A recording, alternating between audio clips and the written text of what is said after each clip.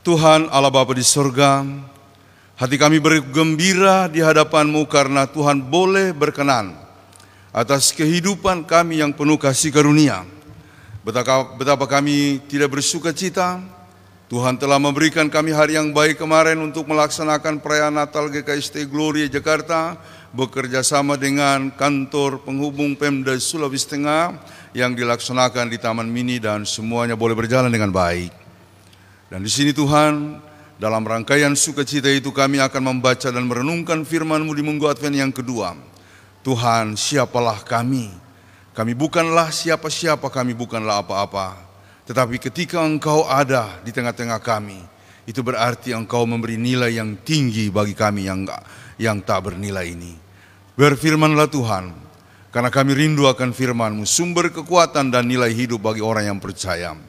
Kiranya oleh kekuatan Roh Kudus kami dimampukan mengerti kehendak-Mu dan terutama dapat melakukannya dengan rela hati dan penuh sukacita dalam kehidupan setiap hari. Di dalam nama Tuhan Yesus kami menyambut firman-Mu. Amin. Jemaat Tuhan, mari kita berdiri menyambut pembacaan firman Tuhan yang terdapat dalam Markus 1 ayat 1 sampai 8. Markus 1 ayat 1 sampai 8. Firman Tuhan, Yohanes Pembaptis. Inilah permulaan Injil tentang Yesus Kristus Anak Allah. Seperti ada tertulis dalam kitab Nabi Yesaya, lihatlah, aku menyuruh utusanku mendahului engkau. Ia akan mempersiapkan jalan bagimu. Ada suara orang yang berseru-seru di padang gurun. Persiapkanlah jalan untuk Tuhan, luruskanlah jalan baginya. Demikianlah Yohanes Pembaptis tampil di padang gurun dan menyerukan, bertobatlah dan berilah dirimu dibaptis, dan Allah akan mengampuni dosamu. Lalu datanglah kepadanya orang-orang dari seluruh daerah Yudea dan semua penduduk Yerusalem, dan sambil mengaku dosanya mereka dibaptis di sungai Yordan. Yohanes memakai jubah bulu unta dan ikat pinggang kulit, dan makanannya belalang dan madu hutan. Inilah yang diberitakannya. Sesudah aku akan datang Ia yang lebih berkuasa daripadaku. Membungkuk dan membuka tali kasutnya pun aku tidak layak. Aku membaptis kamu dengan air, tetapi Ia akan membaptis kamu dengan Roh Kudus. Yang berbahagia ialah mereka yang mendengarkan firman Tuhan dan memeliharanya. Maranatha. Maranatha, Maranatha, Maranatha.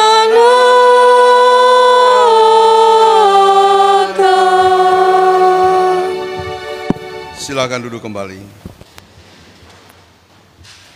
Salam. Selamat pagi, salam sejahtera untuk kita semua di ruangan ibadah ini ataupun yang mengikuti dari rumah-rumah. Pertama-tama kita bersyukur kepada Tuhan karena acara perayaan Natal dari GKST Gloria Jakarta di tanggal Sabtu 3 Desember kemarin di Taman Mini di Anjungan Pemda Sulawesi Tengah boleh berjalan dengan baik, sukses, lancar, diberkati. Ada amin? Beri tepuk tangan untuk kemuliaan nama Tuhan. Ya, jadi luar biasa kerja panitia ya. Memang saya kalau tidak ada kerjasama yang baik tidak akan ada hasil yang baik begitu ya. Saya selalu punya kerinduan kita kecil tapi mari lakukan segala sesuatu dalam keinginan memuliakan nama Tuhan. Karena kalau bukan itu akan susah ya. Tapi puji Tuhan beberapa kali kita melakukan kegiatan sampai pada hari ini saya yakin semua diberkati oleh Tuhan. Ada amin ya. Demikian juga nanti pada bulan Januari, walaupun itu acara besar sebenarnya, terlalu berani kita untuk menjadi tuan rumah. Baru seumur jagung kata Angkai Galamba kemarin, usia Gloria maupun Haleluya, tapi kita sudah siap untuk menjadi tuan rumah, ya kan? Tapi kita sebenarnya mau menunjukkan iman sebesar biji sesawi. Iman sebesar biji sesawi itu kecil, ya. Sudah pernah lihat biji sesawi? Kalau belum pernah lihat, pergi ke Lembaga Alkitab Indonesia, di museumnya itu ada di sana satu meja, di situ ada contoh biji sesawi kecil sekali.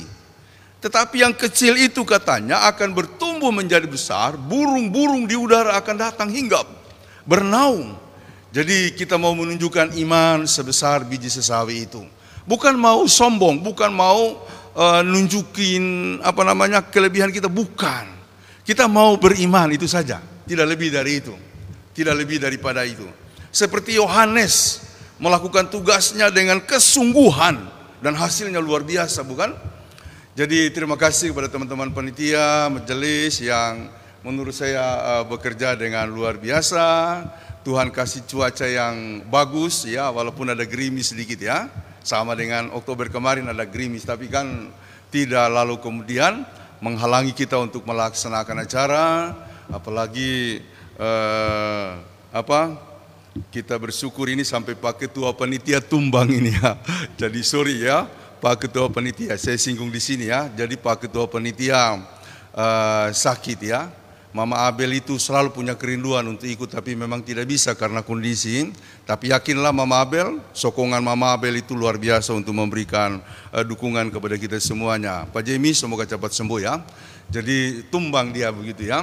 Yang lain tidak bisa hadir ya, Papa Kei ya di rumah mengikuti. Mama Kei harus hadir karena ada tugas hari ini ya. Dan yang lain-lain saya mengikuti live streaming. Saya ingin menyampaikan terima kasih buat semua kerjasama kita. Dan marilah kita terus bergandengan tangan. Dan sebenarnya selain itu sebagai penyataan iman, acara-acara itu selalu menggandeng banyak hal. Bukan saja cuma orang, tapi menggandeng banyak sekali segi yang kadangkala tidak kita duga. Ya, bisa itu membuat kita pulih hubungan, mempersatukan dan lain-lain. Di situ akan terjadi. Kalau dalam kondisi biasa-biasa tidak ada kegiatan, kita makin jauh mungkin, atau kita tidak bisa berjumpa, atau bahkan kita tidak bisa bergandengan tangan ya. Jadi bergandengan tangan dalam dero bisa terjadi toh, atau bergandengan tangan di mana-mana saja. Puji Tuhan. Jadi saya punya kesan kemarin luar biasa. Selain kita boleh dilayani oleh Pak Pendeta Rinaldi Damanik, kita juga boleh menyaksikan Mesale Group ya, luar biasa lagunya. Saya pikir kemarin ini harus direkam di sini ya. Sudah ada kasetnya, cuma selalu habis. Ya bisa habis karena bagus suara mereka begitu ya. Nanti kita harus punya Mesale Group di sini nanti ya. Harus gitu ya. Potensi suara tadi Ibu Cindy nyanyinya luar biasa kan. Nanti Bu Cindy, Mama Jill ya, luar biasa. Bu Ros, Bu Heti ya, sama ini pro kantor 2 ini, luar biasa ya. Kita kasih nama apa nanti? Mesale Group atau ya? Ya, Mogawi Group ya. Kalau Mesale kan kata Pak Damani kemarin, suatu kerjasama ya. Mesale itu artinya baku ajak ya. Baku ajak lalu kemudian menjadi suatu bingkai kerja yang terstruktur di wilayah kita, di mana itu meringankan beban bagi orang-orang yang mau mengerjakan sawah atau kebunnya. Jadi kita Mogawi Group ya, Mogawi Group ya, Mogawi itu nanam padi ya, mudah-mudahan ya, Mogawi Group ya, mudah-mudahan ya. Koordinator Reni Jaya, koordinator ya. Oke, jadi saya punya beberapa hal yang berkesan ya. Waktu Modero ya, Dero asli ya. Kalau Bu Ros kan kita sudah sering lihat ya. Mama Jill yang baru kita lihat kemarin ya, luar biasa kan. Jadi juga saya pikir ini putus di tengah jalan atau gimana ya. Tapi bagus ya. Mama Jill, siapa lagi? Oh Mama El ya. Mama El, mana Mama El? Oh lagi ambil sesuatu Mama El untuk urusan pelayanan. Jadi siapa lagi kemarin yang mak-mak yang ikut? Baru rasa Dero asli itu Mama Farel ya. Jadi itu satu yang berkesan buat saya. Yang kedua, anak-anak boleh terlibat ya, lagu pujian mereka. Walaupun kemarin di drama dia hanya di pembuka ya. Jadi domba-domba begitu ya. Ya. Ada puisi kemarin. Mana si sepupunya si Acel sama Jill ya. Wah luar biasa ini. Siapa namanya? Tanta. Namanya Tanta. Kalau ya, pasti itu bukan cuma Tanta ya, Tantawi atau Tontowi begitu ya, saya yakin. Ya, jadi ya luar biasa kan? Ya, belum lagi dramanya, wah luar biasa ini ya, Mama. Tapi ini anaknya Tinus, cuma kenapa dipanggil Mama Dorce? Iya kan? Oh, Tinus anak bungsu. Oh ya ya, saya pikir kemarin salah teks ini mereka di drama ini ya. Tinus yang anaknya aku dipanggil Mama Dorce. Oh, anak bungsu dia. Berarti ada dua ya. Ada Dorce, ada Tinus ya. Tinus. Tapi bagus sekali penampilannya ini kalau kita sodorin ke house production lolos dia. Jadi bintang film ya. Bintang film ya, Juliano Kayao asal Korobono. Ya. Peter ya, Tinus ya, luar biasa. Jadi pemain-pemain siapa kemarin yang jadi Yusuf? Wow, Eki ya, luar biasa. Sama si Agnes, mana Agnes? Oh, Agnes yang nemanin sekolah minggu. Ya, menurut saya dengan penampilan tadi malam itu luar biasa ya. Padahal waktu latihannya sangat terbatas begitu kan. Tapi luar biasa. Dan ya, ada banyak hal kemarin yang saya catat, sungguh sangat berkesan, acara berjalan dengan baik, konsumsi cukup kan? Ya, cukup ya. Saya kira itu menarik sekali dan banyak orang yang berbagi berkat ya. Yang saya agak terharu kemarin, kita memang nggak punya budget untuk personil misalnya grup begitu ya. Tidak ada personil, paling kita cuma kasih bingkisan Natal berbentuk baju batik kemarin ya. Itu bingkisannya, tapi satu-satu kemarin maju untuk menyerahkan. Wah, saya terhibur begitu ya. Kita nggak punya apa-apa tapi ada yang maju begitu ya. Menyerahkan, itu tradisi yang bagus nanti ya. Kalau saya nanti nyanyi harus begitu ya. Ya, ada baju saya, dua kantongnya di rumah. Ya, awas nanti kalau saya menyanyi pun tidak terisi ya. Saya ingat-ingat kemarin siapa yang naik antar ya. Nanti saya harus nyanyi. Saya mau usahakan solo di sini, walaupun saya tidak bisa nyanyi, ya kan?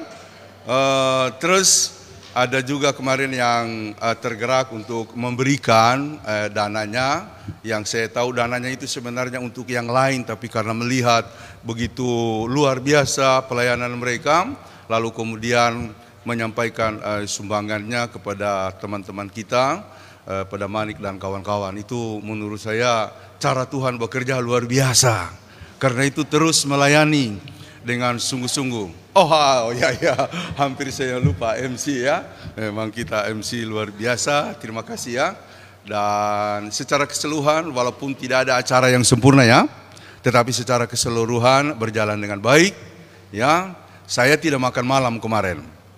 Pas mau makan malam, tidak. Karena apa? Mau badero.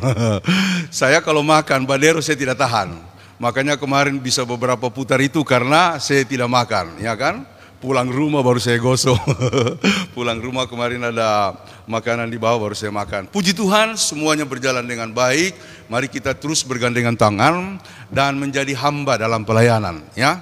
Kenapa saya menguraikan ini? Karena kalau tidak pakai jiwa hamba sulit. Kalau tidak pakai jiwa pelayanan, sulit untuk kita melakukan apapun. Karena kalau tidak pakai jiwa hamba dan jiwa pelayanan, mudah sekali kita menghakimi. Mudah sekali kita kemudian menyalahkan orang lain. Mudah sekali kemudian orang Pak Pendeta Damanik bilang muka mengkeruti ya, mengkuru kalau orang kita di sana bilang. Mudah sekali. Tapi kalau jiwanya, dasarnya itu pelayanan, apapun yang terjadi kita akan saling mengisi, saling menopang dan kemudian memperbaiki apa yang ada. Jadi teman-teman sekalian, mari terus kita bergandengan tangan untuk melanjutkan tugas dan pelayanan kita. Ingatlah, kita ada di Jakarta, waktu pengurapan para majelis di bulan Maret yang lalu, Ketua Umum mengatakan, ini adalah jemaat yang punya nilai lebih. Walaupun besar majelis gereja di daerah-daerah sana, tetap di daerah kita adalah majelis jemaat atau gereja atau jemaat yang ada di ibu kota. Oleh karena itu kita harus terus memperbaiki diri, harus melakukan yang terbaik supaya kita bisa memberikan contoh walaupun kita jemaat yang masih baru. Jadi mari kita mewujudkan itu, mari kita terus bergandengan tangan ya untuk melaksanakan. Saya punya harapan-harapan, pendeta-pendeta di daftar saya itu ada 40 lebih. Ya, 40 lebih begitu ya, belum lagi kalau masukin Ibu Heti ya, karena Ibu Heti ini juga pelayan sebenarnya. Dia punya jiwa pelayan, nanti kita kerjasama ya Bu Heti ya, untuk pengembangan pelayanan-pelayanan berikutnya. Nah, kalau masuk lagi Ibu Heti dan kemarin Ibu Nova, itu sudah mungkin sampai 45, bahkan ya yang lain-lain saya lihat kalau umpamanya saya daftar juga bisa sampai 50. Maksud saya begini, tidak usah kita berpikir tentang dia dari gereja mana, Pantai Kosta, GBI, bukan. Kalau saya tidak mau mempersoalkan, saya cuma ingin mengajak upaya kita satu. Karena kalau kita tidak bersatu, nggak ada peristiwa, nggak ada perubahan. Hanya kalau kita bersatu, maka akan ada perkembangan yang dimulai dengan perubahan. Tetapi perubahan itu selalu akan terjadi kalau kita mau saling ngajak, mau berjumpa, mau bertemu. Tapi kalau udah ada sekat, kita GKST, mereka Pantai Kosta, sudah, kita tidak akan pernah maju, saudara. Mari kita pakai jiwa hamba seperti Yohanes. Saya kalau merenungkan Yohanes itu luar biasa. Dia itu punya prinsip hamba yang menarik untuk kita renungkan. Seperti Paulus, seperti juga yang lain-lain. Kekhususan dari Yohanes adalah dia dipersiapkan, dijadikan utusan, pendahulu yang akan mempersiapkan jalan bagi kedatangan Tuhan Yesus. Di dalam Yesaya 40 ayat 3 yang tadi dikutip dalam Markus 1 ayatnya yang pertama dan seterusnya, maka akan ada suara yang berseru-seru di padang gurun. Itu nubuatan pada zaman lampau dan terrealisasi pada zaman Yesus, terutama sebelum Yesus datang, Yohanes melaksanakan tugas misi itu dan dia menjalankan itu hanya sebagai utusan. Dia tidak pernah mencuri kemuliaan Tuhan. Saya senang sekali mendengar beberapa pendeta mengatakan Yohanes itu sebenarnya tokoh besar, disejajarkan dengan Elia, dengan nabi-nabi yang lain, tapi dia mengatakan aku tidak sama dengan mereka. Sebab banyak orang mengatakan oh dia Elia, oh dia sama dengan nabi-nabi besar yang lain. Dia bilang tidak, aku hanya utusan. Akan datang orang yang lebih dari aku untuk membungkuk, melepaskan tali kasutnya saja aku tidak layak. Orang kalau membungkuk membuka tali kasut, itu sudah tanda bahwa orang ini hamba, benar-benar hamba. Ya, rendah sekali pekerjaannya, begitu ya. Rendah sekali pekerjaannya. Hanya orang baku sayang yang mau pegang kaki orang lain, ya kan? Hanya orang yang cinta dengan pasangannya yang akan rela, misalnya istri saya ya, mah lepas nih kaos tali sepatuku itu ya, ya kan? Tapi tidak mungkin saya lakukan itu di depan orang ya. Paling-paling di rumah mah lepas, tapi sambil saya bawa barang, ya kan? Kalau tidak bawa barang terus saya suruh begitu, berhenti katanya ya. Enak aja lu mau suruh saya. Tapi kalau orang saling cinta, saling sayang, pasti dia mau tunduk. Derajat orang yang melakukan itu rendah dalam konteks yang umum ya. Tapi kalau dalam hubungan cinta itu sesuatu yang sangat indah sebenarnya untuk dilakukan. Ketika Yohanes menjadi utusan, dia benar-benar merasa tidak layak untuk menduduki ataupun melakukan posisi yang rendah serendah-rendahnya. Membuka tali kasutnya aku tidak layak. Untuk menunjukkan yang datang itu luar biasa. Dan dia tidak mencuri kemuliaan Tuhan di situ. Ya.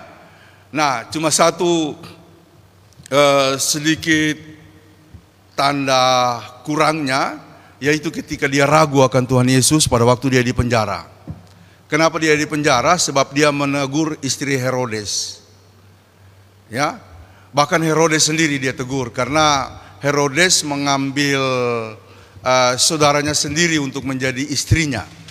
Dan karena itu dia ditahan, lalu lama di penjara, dia harapkan bahwa Yesus akan melakukan sebuah tindakan. Tetapi tidak kunjung datang. Karena itu dia mengutus utusannya. Ada yang datang besuk dia, coba kamu pergi tanya sama Tuhan Yesus. Benarkah dia itu yang dulu saya sampaikan? Akan datang seorang yang lebih daripada aku, membungkuk untuk membuka tali kasutnya pun aku tidak layak. Maka utusan yang tadi datang besuk itu pergi tanya. Guru, Yohanes tanya, benarkah engkau itu yang dia sampaikan dulu sebagai orang yang akan datang, juru selamat dunia? Maka Yesus memberitahukan begini, katakanlah kepada dia, apa yang kamu lihat? Orang lumpuh berjalan, orang buta melihat, bahkan orang mati bangkit. Itulah tandanya. Maka lalu kemudian mereka menyampaikan, dan saya yakin walaupun tidak diceritakan, Yohanes percaya. Itulah sebabnya dia tabah sampai mati. Bagaimana matinya Yohanes? Kepalanya dipenggal. Yaitu ketika istri Herodes melaksanakan pesta, lalu inginkan seorang penari, maka anak dari istrinya ini, istri yang dia bawa, anak yang dia bawa, lalu kemudian dia bawa ke hadapan raja dan para tamu, menari dengan indahnya luar biasa. Begitu indahnya dia menari, lalu kemudian Herodes bertanya begini, apa yang kamu minta akan kupenuhi sekarang ini. Maka ibunya berbisik begini kepada anaknya itu, nah, bilang sama bapak sambungmu itu, engkau menginginkan kepala Yohanes. Maka anak itu mengatakan kepada Raja Herodes bapak sambungnya, Baginda, aku menginginkan kepala Yohanes. Karena Raja Herodes sudah menyampaikan itu di muka para tamu, dia tidak bisa mengelak. Akhirnya dia suruh pengawalnya pergi ke penjara, memenggal kepala Yohanes dan membawanya dalam nampan. Yohanes setia sampai akhir. Dia tidak mengeluh karena dia yakin dia sudah melaksanakan pekerjaannya. Saudara-saudara, tema hari ini adalah luruskanlah jalan bagi Tuhan. Yang pertama saya mau katakan, jalan Tuhan itu sudah lurus. Ya, kalau dalam bahasa Arabnya siratul mustaqim, jalan yang lurus. Dan Yesus itu adalah siratul mustaqim, jalan yang lurus itu. Karenanya, bukan kalau dikatakan oleh Yohanes luruskan jalan Tuhan, maka kita yang berperan di situ untuk meluruskan jalan Tuhan. Pengertian awalnya begini, jalan Tuhan itu selalu lurus, saudara-saudara. Jalan Tuhan itu benar-benar merupakan jalan yang benar, merupakan jalan yang baik. Dan karena itu, orang yang melalui jalan itu akan mengalami ketentraman, kesejahteraan, dan berkat. Mengapa kita dipanggil setiap hari Minggu melalui khotbah untuk kemudian mengikuti jalan Tuhan? Supaya kita diberkati, ada amin ya? Supaya kita diberkati, dan saya selalu merasa setiap kali ibadah itu ada berkat Tuhan diberikan kepada kita. Yang menderita mengalami pertolongan, yang sakit mengalami kesembuhan, yang bergumul mengalami kepastian, bahkan yang sedang bimbang dengan persoalan-persoalannya ditunjukkan jalan. Hanya kita diminta datang, beribadah, melayani, dan melakukan tugas-tugasnya. Jalan Tuhan itu lurus, indah, mempesona, dan bahkan juga penuh dengan hal-hal yang baik. Ya, dan kalau saya menjelaskan, berkat Tuhan itu sebenarnya sudah ada di atas kepala kita. Berkat Tuhan itu sudah dicurahkan, sudah ada di atas kepala kita. Tinggal kita mau membuka hati atau diri kita. Setiap pelayanan ada berkat yang turun. Setiap langkah datang ke gereja ada berkat yang turun. Setiap kali kita seperti Pak Robert Ubrah melayani, atau organis, prokantor, ataupun majelis dan semua, ada berkat yang turun. Itu akan diberikan oleh Tuhan setiap kali kita membuka diri. Dan membuka diri di sini bukan cuma sekedar menyapa dan menyebut nama Tuhan, melainkan melakukan apa yang menjadi panggilan iman kita. Disitulah berkat-berkat Tuhan. Om Akinan itu punya pengalaman luar biasa kalau kita dengar cerita hidupnya. Dan bahkan yang lain-lain ya, kalau saya dengar cerita hidupnya ya. Untung nggak ada Agnes di sini ya. Saya mau singgung lagi Agnes begitu ya. Luar biasa pengalaman Agnes. Saudara-saudara, berkat Tuhan. Saya bilang sama Andre, kan saya banyak bicara dengan dia sampai ke gaji-gajinya. Andre maju terus. Ya, dia udah pindah di Jogja, Andre. Wah, kita kehilangan satu orang yang luar biasa dalam melayani ya. Jadi Andre selamat melayani ya di Jogja dimanapun berada. Saya pernah bilang terus Andre, kamu pasti Tuhan akan buat besar selama bekerja dengan baik dan melakukan tugas-tugas pelayanan kita. Jadi jalan Tuhan itu lurus. Nah, mengapa lalu kemudian Yohanes mengatakan luruskanlah jalan Tuhan? Yang dimaksud di sini adalah jalan itu tadinya lurus menjadi bengkok, kotor, penuh dengan debu, bahkan juga gundukan-gundukan karena kelakuan kita. Dan itu dilihat oleh Yohanes pada orang-orang Farisi, orang-orang Saduki. Dia teriak kepada mereka, luruskan jalan Tuhan, supaya dia datang benar-benar memberikan berkat dalam kehidupan kita. Ternyata orang Farisi tetap mengeraskan hati. Gundukan-gundukan kesombongan rohani tidak mampu dia singkirkan. Oleh sebab itu, jalan Tuhan lalu kemudian diarahkan kepada orang-orang non-Yahudi, Yunani, Yerusalem, bahkan sampai di Eropa, dari Eropa sampai ke kita, sampai di Indonesia. Kita menjadi bagian orang yang ada di jalan Tuhan yang diberitakan oleh Yohanes. Ada amin. Mari perbaiki hidup. Kita memasuki bulan Natal. Ada banyak hal yang harus kita koreksi. Berkat Tuhan sudah tersedia. Ya, berkat Tuhan sudah tersedia. Begitu melimpah bagi kita. Luruskan jalan Tuhan. Artinya kalau ada kita rasa sombong, singkirkan. Kalau ada suka membenci, membepongi, singkirkan. Kitalah yang mulai. Kitalah yang akan menemui, mencari, dan bahkan memperbaiki hubungan-hubungan. Lalu kemudian mengoreksi hidup kita. Tidak ada orang yang akan memperbaiki apa yang kurang dalam diri kita, gundukan-gundukan, kotoran-kotoran, dosa-dosa, selain kita sendiri yang memperbaikinya. Ampunilah kesalahan kami ya Bapa, karena kami juga mengampuni orang yang bersalah kepada kami. Maka itu akan menjadi jalan yang akan membuat kita berjumpa dengan Tuhan. Jalan Tuhan sudah lurus, menjadi bengkok, kotor, penuh dengan debu karena dosa-dosa kita. Itu yang mau kita singkirkan kembali. Tuhan, biarlah saya membersihkan lagi jalanmu. Ya, membersihkan jalanmu. Membersihkan jalan itu kalau ada pengantin dari depan kita gelar karpet, lalu kemudian kalau ada debu-debu apa semua kita bersihkan supaya pengantin itu bisa masuk. Tuhan selalu siap hadir di hati kita. Ya, mari kita membuka diri, Dia akan mengubahkan hidup kita, mengubahkan segala-galanya sehingga Tuhan akan sungguh-sungguh membangun kehidupan kita dimanapun kita berada. Saya berjumpa beberapa waktu lalu dengan seorang bapak yang mengalami kesulitan. Entah kenapa dia mengalami kesulitan dalam banyak hal. Ya, saya tidak bisa memberikan advies yang lain, saya bilang. Selain kembali ke pelayanan. Selain untuk memperbaiki diri, untuk melayani. Saya cuma tanya, Pak, ibadah lancar? Hehehe. Pernah sering sih, tapi banyak bolongnya. Itu Pak yang pertama diperbaiki. Pernah punya bagian pelayanan? Dulu pernah majelis. Lakukan dengan setia? Hehehe. Kadang-kadang bolong. Jadi Bapak jangan tanya advies. Dua pertanyaan itu udah cukup untuk direnungkan. Bagaimana kita mau menerima berkat Tuhan, tapi kita tidak meluruskan jalan. Kita tidak meluruskan yang bengkok-bengkok dalam diri kita, dalam hidup kita. Ibadah tidak lancar, pelayanan juga tidak ditekuni dengan baik. Ya susahlah untuk kemudian bertanya, di manakah Tuhan, bagaimana hidup saya nanti? Susah. Perbaiki hidup, mari kita meluruskan jalan Tuhan untuk mengalami bulan ini sebagaimana Tuhan hadir menemui kita. Tuhan memberkati kita. Amin.